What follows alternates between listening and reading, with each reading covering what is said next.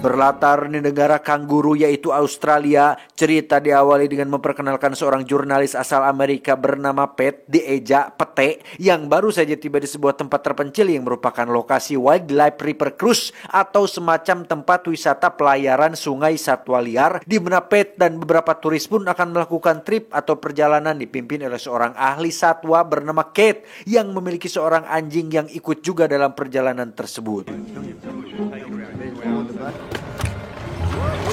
Anyone have any questions?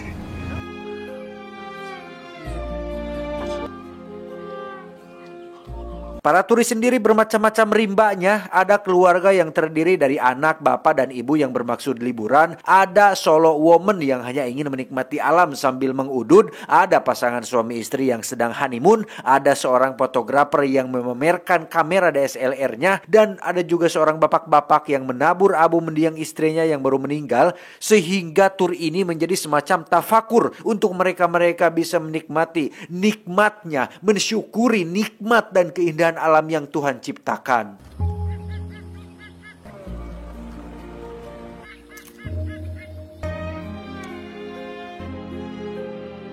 Dalam perjalanan mereka sempat terhenti untuk melihat beberapa turis yang sedang memberi makan seekor buaya yang ternyata bisa melompat tinggi, sehingga satu turis pun bertanya kepada Kate tentang apakah mereka aman di atas perahu. Kate pun menjawab bahwa buaya lebih sering hidup di air, maka selama mereka tidak masuk ke dalam air, maka buaya tidak akan berbahaya. Justru yang berbahaya adalah buaya yang hidup di darat, punya hasrat, hawa nafsu tinggi, lapar akan mangsa yang segar, dan yang paling sering jadi korbannya adalah kaum Hawa, termasuk Teh Yuli. You'll be right, as long as you don't go in the water. I guess that's how they can.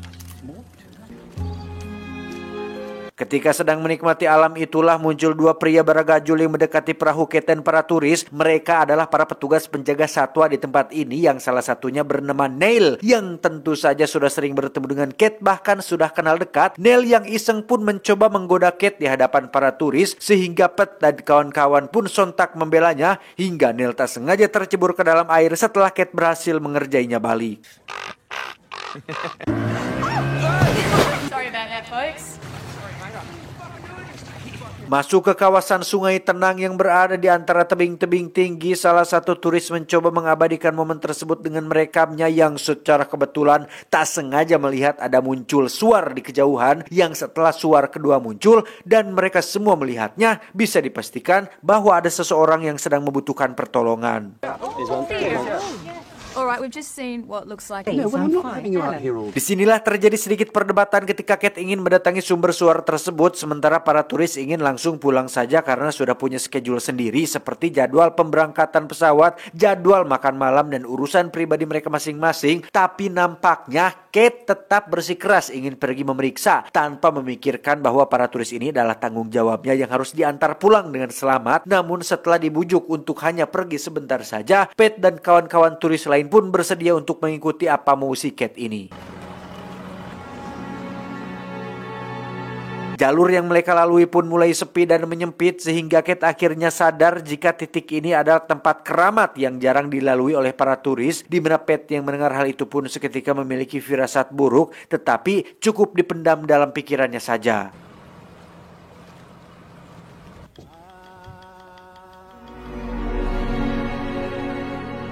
Beberapa jam berlalu dan waktu menunjukkan pukul 4:30 sore yang sebentar lagi hari akan gelap. Mereka terlihat sudah benar-benar jauh dari jalur trip yang seharusnya dan mulai memasuki rawa-rawa. Kate yang bertanggung jawab dalam situasi ini pun masih saja optimis untuk menemukan orang yang menebangkan suar tadi, yang tak lama terlihat ada sebuah perahu yang sudah terbalik, sehingga bisa dipastikan jika orang di perahu itulah yang tadi menembakkan suarnya. Well, I suppose that's where the flares came from. Entah kemana orangnya, tapi Kate dan kawan-kawan yang masih melihat hal itu pun tiba-tiba saja dikagetkan oleh seekor buaya yang muncul dan melihat ada sebuah pulau kecil di dekat mereka. Kate langsung melajukan perahunya ke pulau tersebut, sehingga pada akhirnya Kate dan para turis harus terjebak di sini dan mustahil pulang dengan kondisi perahu yang sudah mengalami kebocoran parah.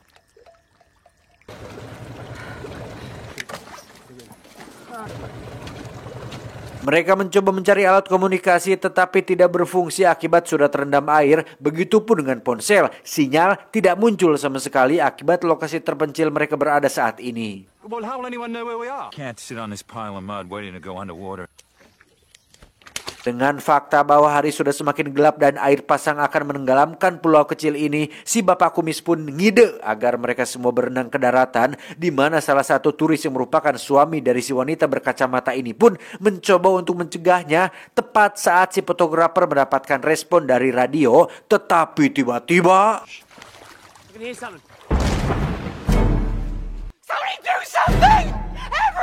Ya, pria tadi pun menghilang dalam sekejap setelah diterkam oleh buaya yang sama. Si wanita berkacamata pun ditenangkan oleh beberapa turis wanita agar bisa mengikhlaskan suaminya. Sementara Pat masih mencoba untuk mencari sinyal tetapi tidak dapat. Akhirnya dia ikut membantu Kate yang sedang mencari pistol suar di dalam kapal, yang ternyata suar tersebut berada di dalam kotak mengapung di atas air yang jauh dari posisi mereka berada saat ini. A box with the word flares written on the side of it?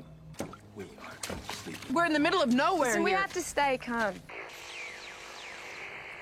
Kate menjelaskan bahwa tempat ini merupakan wilayah teritorialnya si buaya sehingga mereka semua resmi menjadi target mangsa si buaya yang tidak akan menyerah sampai mendapatkan mereka semua, yang dengan semua yang diketahuinya harusnya Kate mikir dulu, dipikirin bahwa dirinya menjadi penyebab utama insiden ini terjadi sekaligus bertanggung jawab penuh atas keselamatan semua turis.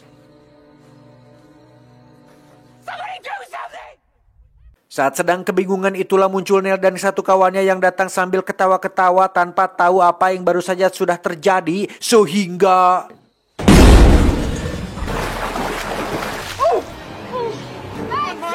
Neil berhasil selamat sementara kawannya sudah menghilang dan pasti sudah menjadi santapan si buaya, dan yang tersisa di atas air hanyalah 2 ekor entog yang sudah mati yang tadinya dimaksudkan untuk memberi makan buaya-buaya yang ada di sungai ini.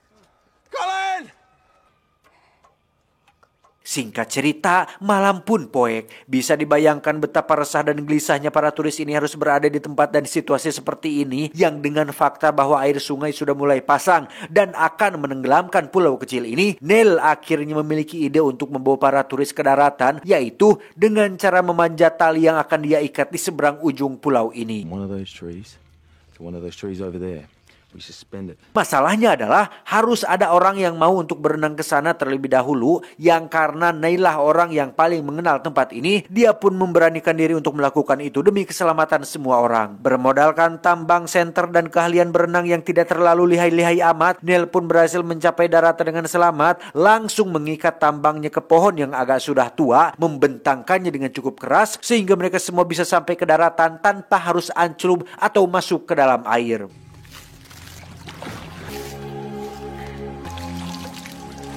Jarak dari pulau ke daratan sebenarnya kalau diperhatikan tidak terlalu jauh-jauh amat lah. Tetapi karena sebagian dari para turis ini tidak bisa berenang, dan jikalaupun itu berenang dan dilakukan secara lama, kemungkinan akan memancing si buaya datang untuk menyergap mereka semua.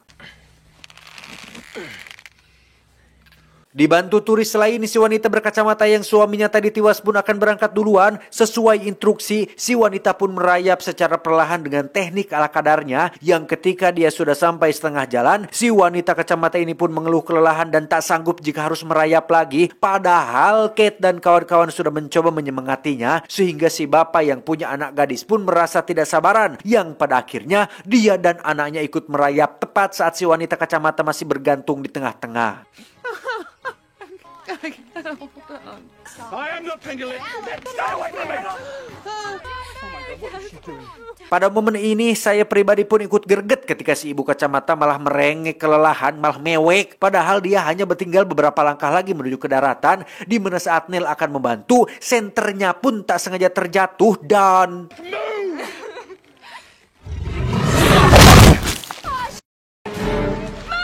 Setelah Neil menjadi korban selanjutnya, timbul kembali masalah ketika tali dan pohon yang digunakan tak mampu menahan beban sebanyak 3 orang, sehingga mereka bertiga pun harus langsung jatuh masuk ke dalam air. Tapi beruntung karena si buaya sedang sibuk mengurusi si Neil, mereka pun berhasil kembali ke atas pulau.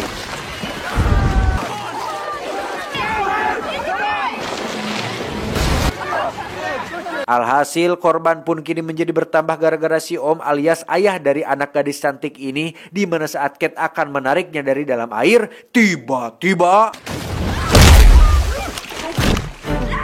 ya, tepat di depan mata kepala anak dan istrinya sendiri, si Om pun dilempar dan dicabik-cabik, lanjut dengan dibawa pergi oleh si buaya untuk disimpan di tempat rahasia yang menjadi tempat penyimpanan stok makanannya selama ini.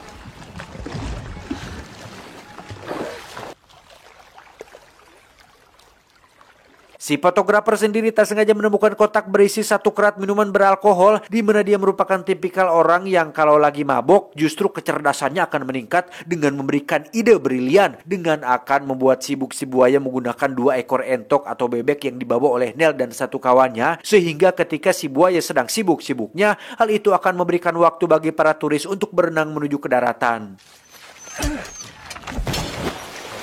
It doesn't.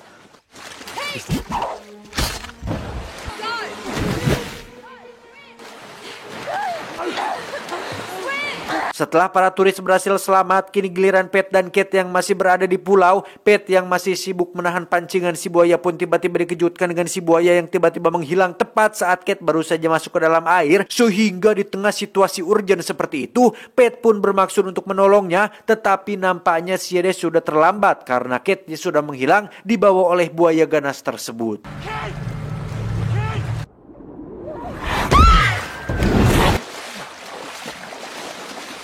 Tersisa Pat dan gugungnya si Kate. Dia berteriak mencari para turis lain yang sudah lari jauh mungkin dari tempat ini. Egois memang, tapi wajar demi keselamatan keluarganya masing-masing. Tiba-tiba gugungnya si Kate berlari ke dalam sebuah goa yang ternyata merupakan sarangnya si buaya raksasa. Yang hal itu terbukti ketika banyak sekali jasad korban yang berserakan dengan bentuk tubuh yang sudah hancur tercabik-cabik. Pat berhasil menemukan Kate dan memastikan dia masih hidup meski mengalami luka yang cukup serius. Yang ketika Pat sedang akan menggendongnya keluar dari sarang ini, tiba-tiba muncul si buaya untuk menyantap semua mangsa yang sudah ditangkapnya.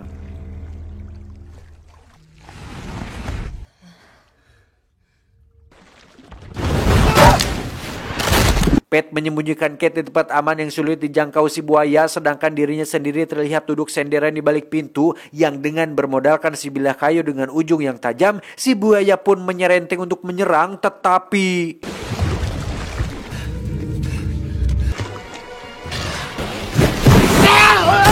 di luar dugaan, Pat sang jurnalis berita berhasil membunuh si buaya. Setelah semua selesai, barulah tim medis dan bantuan datang. Kate dibawa oleh pihak medis, sementara para turis yang selamat sudah lebih dulu dievakuasi. Sehingga dari kejadian ini, Pat bisa mengambil hikmah dan pelajaran bahwa liburan ke tempat ekstrim dan jauh dari peradaban adalah suatu ide yang buruk.